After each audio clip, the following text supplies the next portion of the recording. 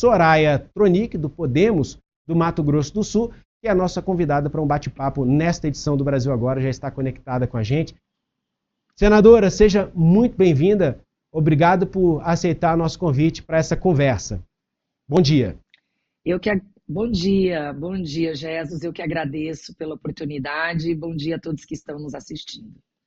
Qual é o objeto da investigação dessa CPI? Jesus, diferentemente da CPI que está para terminar, que é a CPI da manipulação dos jogos esportivos, dos resultados, essa CPI visa analisar realmente essas empresas dos jogos totalmente de azar. E, dentro desse escopo, investigar lavagem de dinheiro, evasão de divisas, a atuação de personalidades, de influencers em mentiras e também, o que é algo muito especial, é a análise, a auditoria da programação desses jogos eletrônicos. Muitas vezes já são programados para que a pessoa comece ganhando e depois ela entra numa onda somente de perder. Então, aquela primeira fase do jogador é ali que ele é conquistado, ali que ele é fisgado. É uma pegadinha, então. Então já há uma suspeita de que há uma manipulação tecnológica ali para realmente provocar o prejuízo nessas pessoas e até, de certa maneira, induzir ao vício. Exatamente. E também a forma deles atuarem que foi o meu caso, eu sou uma pessoa pública, foi no meio de um vídeo do Daniel Alves, eles colocaram a minha imagem, ainda bem que foi bem mal feito, assim, não foi a inteligência artificial que fez, mas colocaram na minha boca palavras que eu não disse, porque falavam, naquela montagem eu chamava as pessoas para jogarem e eu dizia que eu havia ganhado 300 mil reais. Então tem tudo isso, todo esse tipo de atuação criminosa, e são muitos e muitos e muitos aplicativos. É algo assim impressionante, Jesus, o que esse tipo de jogo, que é um vício silencioso, um vício que você não percebe a alteração do viciado, né? Como é o caso do uso de droga, uso de álcool, você não percebe. E hoje todo mundo está no celular o dia inteiro. Então você não sabe que seu filho, que seu pai, que o seu familiar, que seu amigo está ali jogando. E tem causado prejuízos enormes, destruído famílias, pessoas têm atentado contra a própria vida. É algo que nos preocupa sobremaneira e não é uma área da psicologia, da psiquiatria, que nós estamos tão acostumados a lidar. Então, muita gente não acredita nem que haja tratamento para isso, mas há. Então, a CPI também vai ter o condão de esclarecer a sociedade, Jesus, sobre os males e os perigos desse tipo de jogo. Como é que está nessa fase de coleta de assinaturas? Qual a perspectiva de abertura, de fato, da CPI? Olha, eu já coletei 31 assinaturas, são necessárias apenas 27. Já passou pela advocacia do Senado para análise de todas as questões formais, legais, se estava preenchendo todos os requisitos de uma CPI, e passou por isso. Depois, o que aconteceu ontem foi a leitura em plenário da CPI. Agora foi dado prazo de 10 dias para que os blocos partidários indiquem os seus membros. Teremos 11 membros titulares e 7 membros suplentes. E, posteriormente, nós iremos ter uma primeira reunião para votarmos em presidente, vice-presidente e relator ou relatora. Até que ela vai ser instalada, então, essa CPI. Sim, Jesus, vai ser instalada, já está tudo certo dentro do Senado Federal. Contaremos também com o apoio da Polícia Federal. Eu conversei com o diretor-geral Andrei. Também conversei já com o Regis, que é o secretário de Jogos e Apostas do Ministério da Fazenda. É a área que está analisando a regulamentação. Existem cerca de 10 portarias que são normativas ali do Executivo, que vão entrar em vigor a partir do dia 1º de janeiro de 2025. Porém, essas portarias não tratam da questão criminal. É importante as pessoas acompanharem essa CPI, principalmente porque nós sabemos que já há investigações em curso na Polícia Federal. Não sabemos em que momento isso está dentro do Ministério Público ou do Judiciário já, porque já houve mandados de prisão e etc. Mas tudo tramita na Polícia Federal, dentro do MP e dentro do Judiciário, tramitam em segredo de justiça. A CPI, ela traz essa visibilidade para o tema. As nossas reuniões serão majoritariamente apenas em caso de alguém conseguir uma liminar, algo assim, mas elas tramitam, elas acontecem na televisão, ao vivo. A gente pode, durante este período de investigação, a gente também vai trabalhar no dia a dia a conscientização da população. E então a CPI não anula nenhuma das outras investigações, nem tampouco ela é um poder nosso que temos como legislativo na questão de fiscalização. E durante a CPI, Jesus, nós temos poder de polícia, somos investidos durante aquele período do poder de polícia. Então, e alinhados, obviamente, com a Polícia Federal, com o Judiciário, com o Ministério Público, estamos bem amparados para fazer um trabalho sério, um trabalho bastante criterioso e, por que não dizer, Jesus, perigoso inclusive para nós, por conta do poderio econômico dessas empresas. Qual é a posição da senhora em relação ao funcionamento das bets no Brasil? É possível elas atuarem aqui de uma forma responsável, que não provoque uma epidemia de vício, sem lavagem de dinheiro por trás? A senhora é contra o funcionamento das bets no Brasil, como inclusive alguns parlamentares são? Olha, não é. Eu vou ser sincera contigo, eu não consigo jogar nem baralho. Tá? Tenho uma dificuldade imensa ali com aqueles naipes, eu nunca me acertei com aquilo. Nós somos contra todo tipo de vício. Só que chegamos num ponto que, mesmo sendo proibido, olha o que está acontecendo. Nós não podemos, Jesus, fechar os olhos para um fato. Então, a minha opinião pessoal, a de uma pessoa ou outra, não nos tira a obrigação de tratar dessa problemática. Nós somos contra as drogas, mas nós precisamos lidar com esse problema no dia a dia. O que ocorre?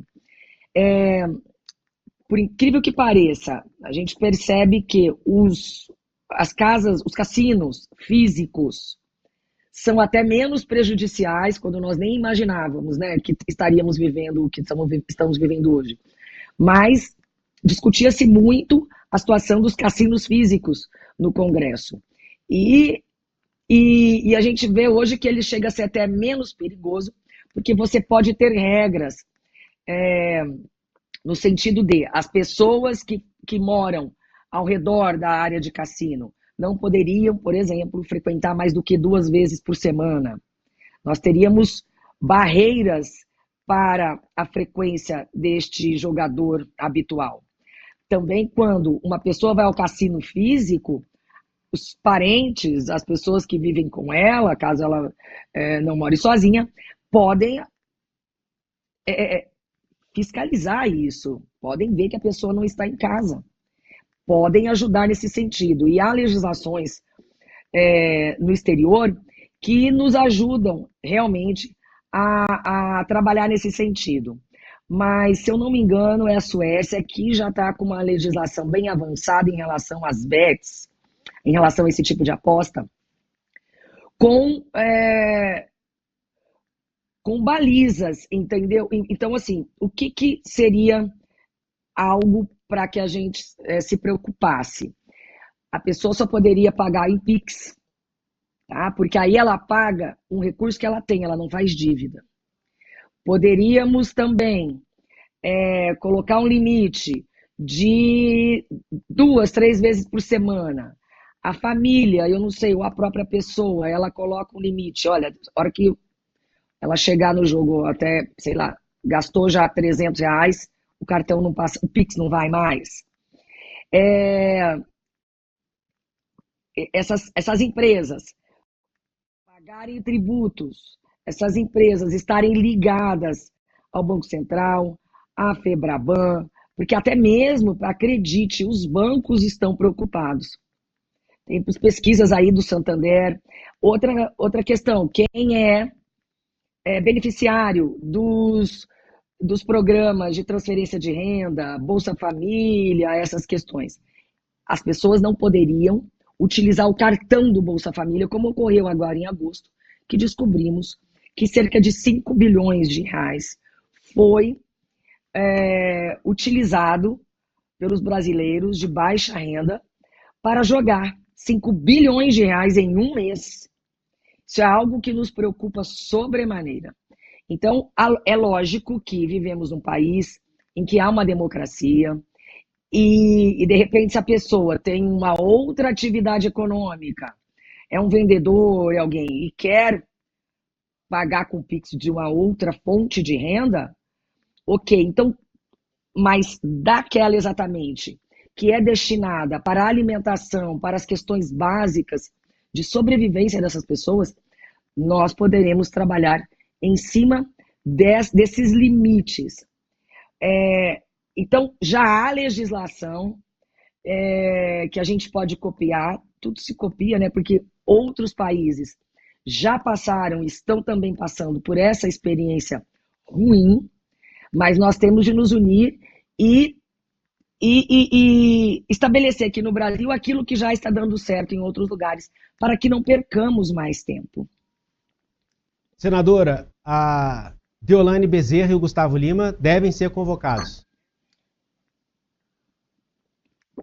Sim, sim, porque eles têm um envolvimento direto de promoção dessas bets. Gustavo Lima, até o ponto que nós já sabemos, se tornou sócio de uma delas, 25%. Muitas dessas empresas não têm representantes no Brasil, outras têm, e esses representantes estão se escondendo. Tanto que eu presido a Comissão de Tecnologia e Inovações lá no Senado Federal. Aprovei uma audiência pública, convidei pessoas que aparentemente, está tudo muito informal, mas aparentemente representam, por exemplo, o jogo do Tigrinho aqui no Brasil. E essa pessoa simplesmente não atendeu aos telefonemas, não atendeu na própria casa, com o endereço correto que nós conseguimos perante os órgãos, né, competentes que nos forneceram. Então, essas pessoas já estão preocupadas e serão chamados a influencers, Jesus, locais, nos estados, e que estão trabalhando mesmo de uma forma muito ativa, influenciando as pessoas ali da região. No meu estado, Mato Grosso do Sul mesmo, já conversei com a Polícia Federal, já conversei com o MP, nós já foram identificados e na data correta, quando nós estivermos investidos deste poder de polícia, nos serão fornecidos esses nomes e nós queremos sim, dos maiores influencers até menores, nós queremos saber como atuam, como fazem, há quanto tempo atuam, quanto já receberam, né? Mas as quantias são realmente assustadoras e existe uma suposição, inclusive, de lavagem de dinheiro. pessoas que fazem propaganda, né, esses influencers, montando várias lojas numa cidade, várias franquias. A pessoa do dia para a noite montou uma rede de franquias. Então, numa cidade pequena, geralmente é possível você perceber esse tipo de mudança no comportamento. E, às vezes, nem ganhou aquilo só com a propaganda. Pode haver aí lavagem de dinheiro, inclusive, né, atuação muito preocupante do crime organizado, inclusive.